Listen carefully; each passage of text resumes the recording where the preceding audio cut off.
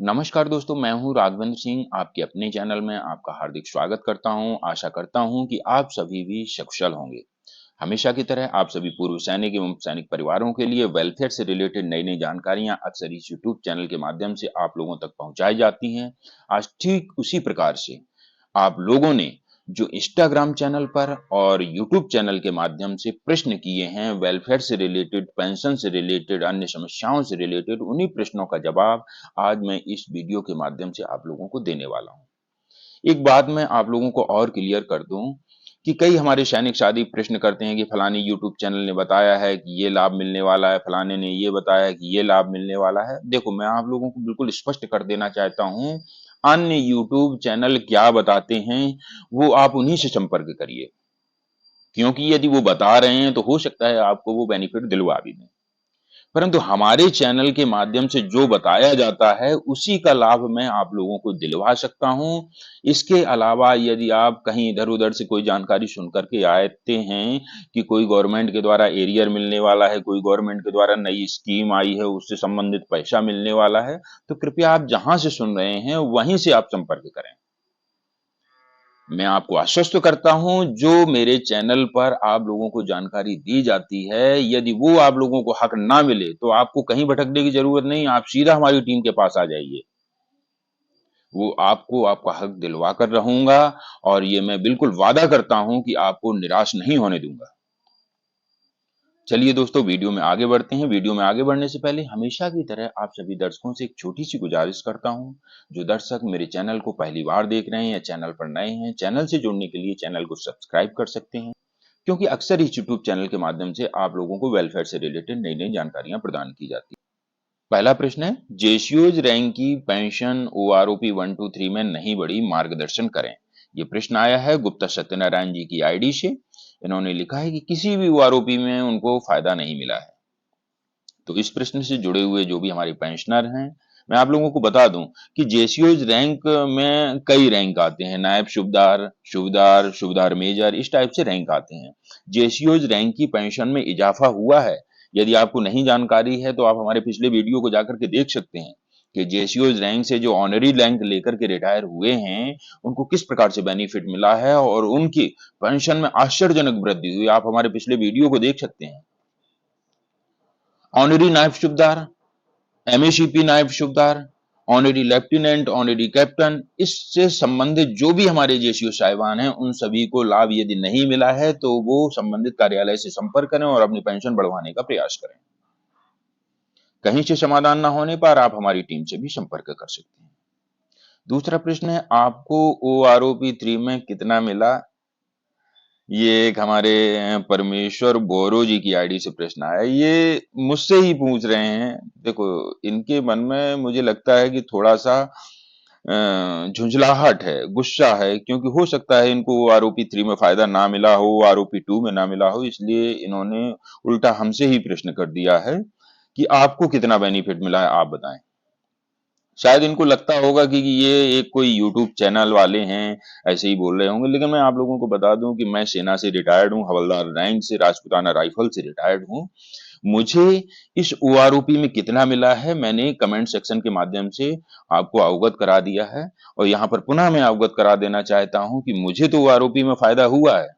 OROP में फायदा किनको होगा? जिनकी पहले पेंशन कम आ रही थी, उनको फायदा होगा। जिसकी ऑलरेडी ज्यादा है तो उसकी या तो माइनस होगी या बिल्कुल भी फायदा नहीं मिलेगा। अब आप ये कहें कि नहीं, गवर्नमेंट ने मुझे फायदा नहीं दिया है, तो ये गलत होगा। हाँ, यहाँ पर कई खामियां देखने को मिल रही हैं ओआरओपी में, परंतु ऐसा नहीं कह सकते हैं कि किसी को भी फायदा नहीं मिला है। यहाँ पर मेरी बेसिक 21,728 अभी तक आती थी। मैं 2020 का रिटायरी हूं और अब मेरी ओआरओपी 3 में 22,476 बेसिक हो गई है।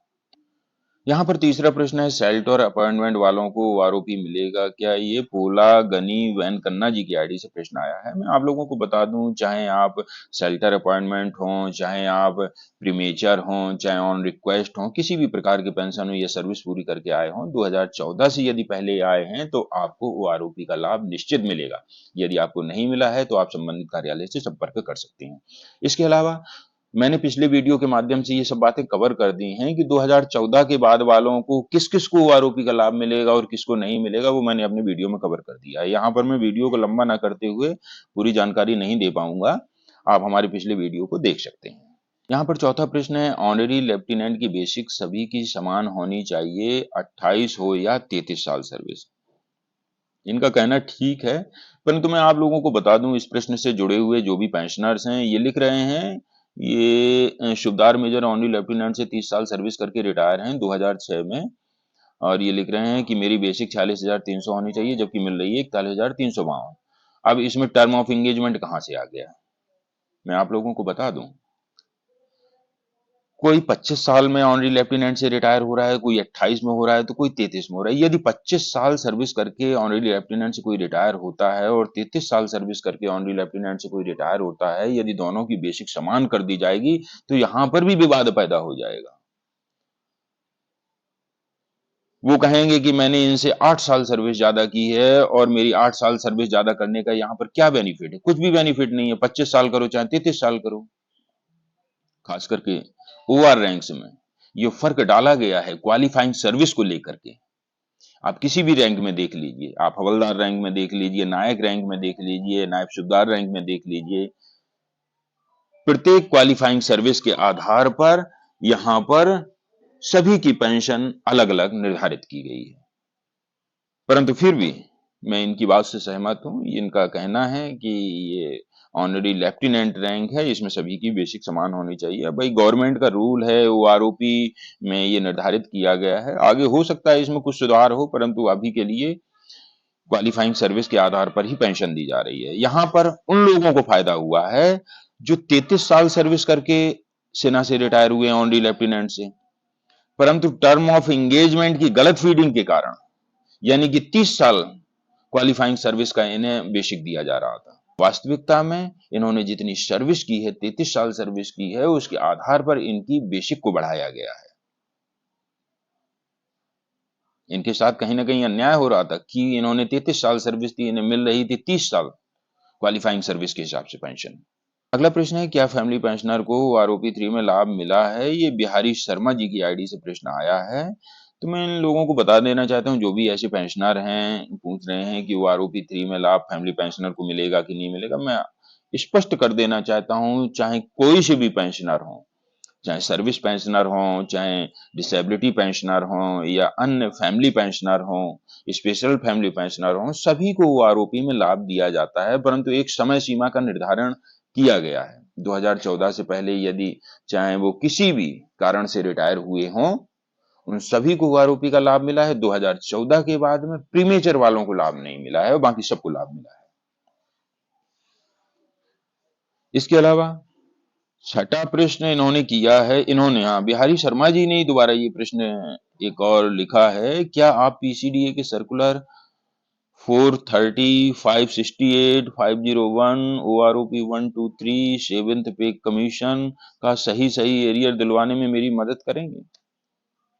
निश्चित ही आपने किसी अन्य यूट्यूब चैनल के माध्यम से ये सर्कुलर देखे हैं और आप उनके बहकावे में आकर के ऐसा प्रश्न लिख रहे हैं।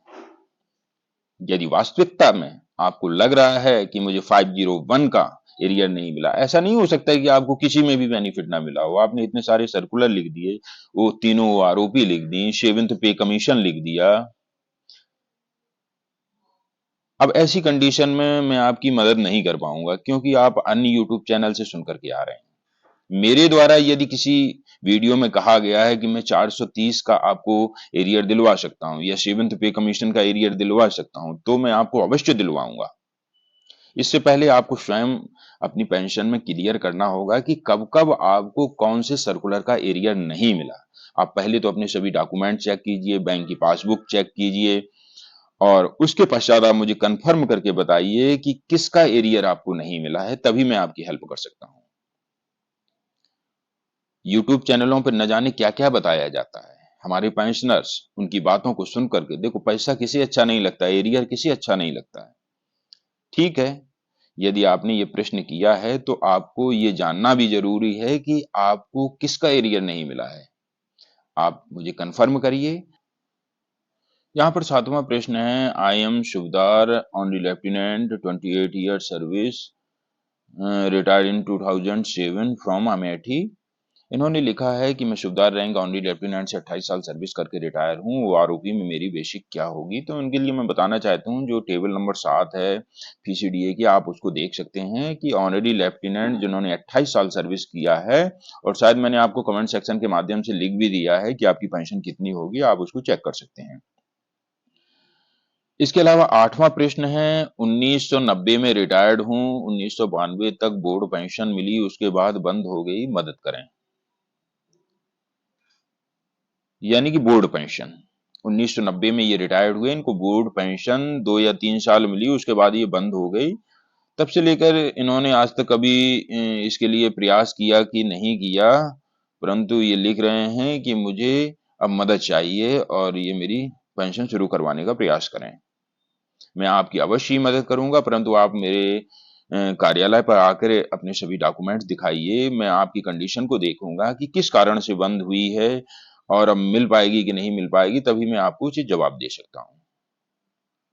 9वां प्रश्न है, टेबल के अनुसार ओआरओपी 3 की मुझे पेंशन नहीं मिल रही है। ये के डिम शानी जी की आईडी से प्रश्न आया है। ऐसे जो भी पेंशनर हैं, यदि टेबल में उनकी पेंशन को बढ़ाया जा चुका है और फिर भी उनकी पेंशन में अभी तक रिवीजन नहीं किया गया है, पुराने हिसाब से ही उनकी पेंशन आ रही है, तो ऐसे जितने भी पेंशनर हैं वो तत्काल अपने पेंशन कार्यालयों से संपर्क करके अपनी पेंशन को बढ़वाएं, अन्यथा आपकी पेंशन अपने आप बिल्कुल भी नहीं बढ़ने वाली है। इसके अलावा 10वां प्रश्न और आखिरी प्रश्न है, बंगाल इंजीनियर ग्रुप से हवलदार रैंक 24 साल सर्विस करके रिटायर हूँ, एमएसीपी नायब सूबेदार नहीं मिला। ये रमेश जी की आईडी से प्रश्न आया है। ये लिख रहे हैं कि मैं बंगाल इंजीनियर ग्रुप से हवलदार रैंक से 24 साल करके रिटायर हूँ, एमएससीपी नायब सूबेदार नहीं मिला है, कृपया दिलवाएं। ऐसे जो भी पेंशनर हैं जिन्होंने कंप्लीट सर्विस की है हवलदार रैंक की, उन सभी को एमएससीपी का हक मिलना चाहिए और मिलता भी रहा है, और यदि किसी को नहीं मिला है तो संबंधित कार्यालय से संपर्क करके अपने एमएससीपी नायब सूबेदार के पार्ट ऑर्डर को एडजस्ट करवाइए, आपको आपका हक अवश्य मिलेगा। ऐसे ही महत्वपूर्ण जानकारियां मैं प्रतिदिन आप लोगों के बीच लाता रहता हूं। आपको कमेंट सेक्शन के माध्यम से आपके प्रश्नों का जवाब मैं अक्सर दे देता हूं। यहाँ पर हमारे कुछ पेंशनर जिनका काम हो जाता है पेंशन संबंधी, वो पलट करके कुछ तो कॉल कर देते हैं, परंतु अधिकतर कॉल नहीं करते हैं। मैं आप लोगों से एक आग्रह करता हूं कि यदि निस्वार्थ भाव से किसी टीम ने आपका कार्य करवाया है, तो कम से कम एक मैसेज तो दे दीजिए कि आपका पेंशन संबंधी कार्य आपकी टीम के द्वारा किया गया था और आपकी पेंशन में बढ़ोतरी हो गई, एरियर भी आ गया है। कम से कम ये जान करके हमारी टीम को खुशी मिलती है कि मैंने आपको आपका हक दिलवाने में मदद की। परंतु जब आप लोग बताते नहीं हैं और 2-4 महीने बाद में कभी दाएं-बाएं से पता चलता है कि पेंशन बढ़ गई है, तब दुख होता है कि मैंने आपका एक निस्वार्थ भाव से कितना सहयोग किया और आपने एक धन्यवाद भी नहीं बोला, ये भी नहीं बोला कि मेरी पेंशन बढ़ गई। आपकी टीम का मनोबल टूटे ना, इसके लिए आपको सपोर्ट अवश्य करना होगा। कम से कम धन्यवाद बोल के ही सपोर्ट कर दीजिए। मैं आपसे कुछ यहाँ पर मांग नहीं रहा हूँ, ना कुछ आपसे डिमांड कर रहा हूँ। जो लोग सहयोग करना चाहते हैं टीम को, वो करें टीम को, चाहे शारीरिक रूप से करें और चाहे आर्थिक रूप से करें, परंतु जबरदस्ती किसी से कुछ भी नहीं कहा जाता है। इतना बड़ा देश, इतने जिले, इतने राज्य, केवल जालौन जिले की टीम पूरे देश में तो भ्रमण कर नहीं सकती है। हमारी टीम का विचार है क्यों ना हम धीरे धीरे इस संगठन का विस्तार करें और ये संगठन प्रत्येक राज्य और प्रत्येक जिले में आप लोगों की मदद कर पाए। आपके ही जिले में एक ऐसी टीम का गठन कर दे जो आपको पेंशन संबंधी समस्याओं से जूझना ना पड़े, आपके घर बैठे आपकी मदद करे। तो कृपया जिसकी भी पेंशन संबंधी कार्य होता है वो एक बार टीम को अवश्य अवगत करा दिया करें। भले ही आप कुछ सहयोग करें चाहे ना करें, परंतु टीम को अवगत अवश्य कराएं। ऐसे ही महत्वपूर्ण जानकारी लेकर अगले वीडियो में फिर मिलूंगा। तब तक के लिए जय हिंद, जय भारत।